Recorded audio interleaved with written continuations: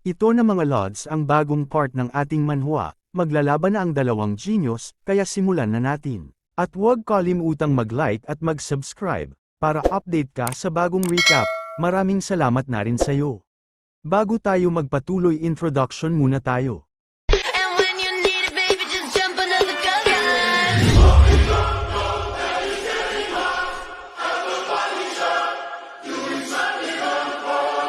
Nagpatuloy ang kwento kay Yunan, nakaharap ang isang binata na mukhang tinatamad pa. Dito, sinabi ni Yunan sa binata, "Anong sinabi mo? 5 segundo lang ang itatagal ko sa laban, tama ba?" Tumugon ang binata at mayabang niyang sinabi, "Oh, na-upset ka ba? Hindi ko naman sinasadyang maliitin ka, nadala lang ako ng training ko kaninang umaga." Nagpakilala ang binata bilang si Hugh Hyan ng Mount Huasek. Si Yunan, nakatingin lang sa binata. Samantala, si Han ay nagulat sa narinig at nasabi niyang, "Ano? Siya si Hugh Hyan ng Mount Huasek. Ang prodigy, best disciple, at genius ng Mount Huasek." At dumagdag pa si Maro, hindi lang yun, siya ang future ng Mount Huasek. May usap-usapan pa na bata pa lang ay nagsimula na siyang mag-aral ng Radiance Divine Technique. Sumagot si Han ng pabiro, "Ngayon, hindi ko inaasahan na makakalaban ako sa taong katulad niya." Si Yunan naman ay ibinaba ang bitbit niyang bag at nagsimula ng maghanda sa laban. Ang binatang kaharap ay nakatingin lang sa kanya. Si Yunan nag-i-stretch at nagsabi, "Ako si Yunan." Nakatayo sa arena ang dalawang genius habang nagtitinginan sa isa't isa. Maraming tao ang nakapalibot at nanunood sa laban. Nagpakilala ulit ang binata, "Ako si Hugh Hyan ng Mount Huasek." At ganun din si Yunan, "Ako si Yunan ng Desolate Fortress." Nagtinginan ang dalawa habang nakangiti, at si Yunan seryoso na at naghahanda na sa posibleng atake ng kalaban. Ang binata naman ay nakatayo at naghahanda ng skill. Ayun na nga, sumugod si Hugh Hyan kay Yunan at ginamit ang skill na tinawag niyang Invincible Wind Strike. Nagpakawala siya ng maraming palm strikes kay Yunan. Si Yunan naman ay nakatayo at naghahanda sa paparating na atake ng kalaban. Para bang nagulat siya at sinabi sa sarili, "Ano ito? Ito ba ang Falling Blossom Palm Strike? It contains a variety of moves." Habang nagpapakawala ng mga palm strikes ang kalaban, parang napakasaya niya at nagsisilakbay ang aura ng palm blossom falling petals. At ito na si Yunan, naghahanda na at mukhang magkakaroon ng counter-attack. Ayun na nga, nagpakawala siya ng skill na tinawag niyang First Strike of the Infinite Blossom Fist Strike Vortex, at lumikha ng puwersang ipo-ipo.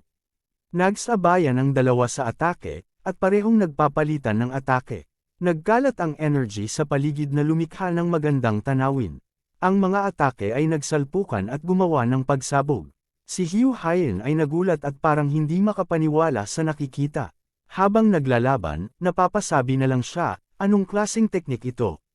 Napakalakas." Hindi makapaniwala. Biglang nagseryoso si Yunan at naglabas ng matinding aura na bumalot sa paligid. Ramdam na ramdam ng kalaban. Naghahanda si Yunan ng atake at biglang nagpakawala ng skill na tinawag niyang Second Strike, Formidable Wall. At ayun na nga. Nagbitaw ng skill si Yunan sa kalaban ng isang malakas na suntok, na parang maraming suntok, para bang gatlangan ang dating.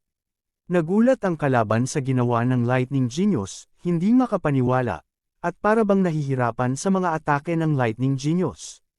Napabitaw siya ng skill na tinawag niyang Falling Blossoms Palm Strike Technique. Kitang-kita na nahihirapan siya makipagsabayan sa ating bida. At si Yunan, habang umaatake sa kalaban, masayang sinabi sa kalaban, "Ang Falling Blossoms Palm Strike ng Mount Huasek, ay paniguradong magiging inspirasyon ito para sa The Infinite Blossoms Fist Strike's Third Strike." Pabiro niyang sinabi, "Maglaro pa tayo ng kaunti, bakit hindi na lang natin gawing 10 segundo para masaya? Gusto kong tapusin ito sa pamamagitan ng 10 galaw."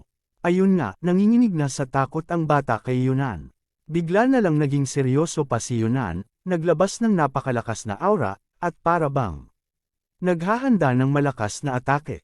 Ang Lightning Genius, si Yunan, ay tumira ng malupit na One Punch Man, na inihandang malakas na atake sa kalaban, na lumikha ng matinding pagsabog. Nagkalat ang malakas na aura sa paligid. Tinamaan ng malakas na atake ang kalaban, na parang inihaw ng mang-inasal, At ang Lightning Genius ay nagliliyab ng impyernong apoy na aura. Ang mayabang na bata ay tumilapon ng pagkalakas-lakas at napasigaw sa sakit. Tumilapon siya, napasuka, at nagpatumbling-tumbling dahil sa lakas ng impact ng pagsabog. Biglang nagulat ang sect leader at ang mga cheerleader ng batang prodigy ng Mount Hua.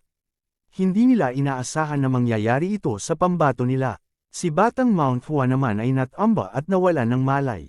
Knockout punch ang inabot sa Lightning Genius, parang patay na ata. Si Yunan nakatingin lang sa sinapit ng mayabang na bata, at napatingin siya sa kanyang mga kamay. Sinasabi sa sarili, ang huling atake ko kanina, pwede ko yun gamitin bilang third strike. Ang third strike of the Infinite Blossom Fist Strike. Dapat ko itong pangalanan ng Flower Strike. Habang nakatingin sa kamay, napatingin na lang siya sa mga taong nakatingin sa kanya. Lahat ay nagulat sa nangyari, hindi makapaniwala, at sinasabi na lang, anong nangyari? Ang ikatlong galaw niya, paano yon nangyari yun sa batang talentadong disipolo ng Mount Hua sect? Natalo, lahat sila ay napanganga. Samantala, ang sect leader ay galit na galit sa nangyari at napasabing, sino ba ang binatang yan? Hindi matanggap ang pagkatalo ng best disciple pati na rin ang mga nasa likod. Inutusan niya ang lalaki na kunin ang batang prodigy at dalhin sa kanya. Dali-dali, pinuntahan ng lalaki ang bata at binuhat ito. Si Yunan nakatayo lang, pinagmamasdan ang sinapit ng bata. Samantala, ang sect leader ay nagsabi sa kapitan. Para bang ang Desolate Fortress ay lumalagong dragon? Gusto niyo bang magkamit ng kapangyarihan at makontrol ang MERM? Tugon ni kapitan, mayabang niyang sinabi. Sobra naman ata yan. At dagdag pa niya. Hindi gagawa ng hakbang ang Desolate Fortress hanggat walang inaipong tao dito sa bansa. Sabay ngiting tagumpay ang tatlo. Tugon ni sect leader, ang ganda naman ng palusot mo. At tinanong niya si Yunan. Ang pangalan mo, Yong Yunan, tama ba? Sumagot si Yunan. Oo, habang nakasara ang kamao, sinabi ni sa Lightning Genius. Napakaganda ng ipinakita mong martial arts kanina, pero parang naawig ito sa Falling Blossoms Palm Strike. Duda ako na nakapag-aral ka, Mount Hua sect ng martial arts dati. Hindi ko inaakala na may iba pang martial arts na katulad nito. Habang nakatingin sa batang nagsusuka, sapat na itong aral at motibasyon ng disipulo ng sect leader na tamad sa kanyang training. At sinabi pa niya, kung may isang bagay na magdudulot ng pag-alis mo sa Desolate Fortress, dito sa Mount Hua sect ay welcome ka, at ituturing kang VIP na bisita. Biglang nagulat si kapitan at napatingin sa sect leader. Ayun nga, dali-dali itong lumapit at nagsabing, Pasiga, tumigil ka, lumalagpas ka na sa linya. Ang sect leader naman ay nagbigay ng hand sign ng stop kay kapitan, at sinabi, alam kong kalabisan ang aking kasakiman, at humihingi ako ng paumanhin. Pero hindi yun makakatulong, dahil nandito sa harap ko ang pambihirang talento. Si Yunan naman, nakatingin lang sa sect leader, nagugulat sa mga pinagsasabi nito. Pinuri siya ng sect leader, tinawag siyang Lightning Genius. Si kapitan naman, galit na galit sa pinagsasabi ng sect leader, habang si Han ay sumasabay sa galit. Si Maro ay nakatitig lang sa dalawa, napapasabi sa sarili. Parang nahihirapan na kayong dalawa, magsawalang kibo na lang. Si Yunan, kalmado, ay iniisip ang nangyari. Sinabi niya sa sarili, naubos ko na ang core energy ko sa huling galaw ko kanina. Ang Infinite Blossom Fist Strike ay nagamit ng malakas sa lahat ng stance, at dahilan kung bakit nauubos ko ng malaki ang pangloob na enerhiya. Sa ngayon, espada na muna ang aking gagamitin sa totoong laban. Ang eksena ay lumipat sa isang inn, kung saan makikita natin ang tatlo na nag-uusap. Sinabi ni Chong kay Yunan, dapat mong buksan ang iyong sentro ng energy core mo. Magmadali ka. Nagulat si Yunan sa narinig at nagtanong. Anong ibig mong sabihin? Sentro ng energy core. Dagdag pa ni Chong. Kung wala kang sapat na inner energy, kailangan mong mag-ipon ng lakas. Pumasok si Maro sa usapan at sinabi, para bang hindi mo alam ang paggana ng Center of Energy Core. Si Yunan ay natameme lang. At ipinaliwanag ni Maro, taglay nito ang bisa na kahit ang Upper Dantian, na sinasabing tahanan ng banal na hangin, ay hindi kayang ipagkaloob. Makakatulong iyon sa iyo para magkaroon pa ng higit na lakas sa iyong pangloob na enerhiya. Kinumpirma ni Yunan. Anong ibig mong sabihin, magkakaroon pa ng higit na lakas sa aking pangloob na enerhiya? Tugon ni Morrow, ibig sabihin, ang iyong katatagan ay tataas pa.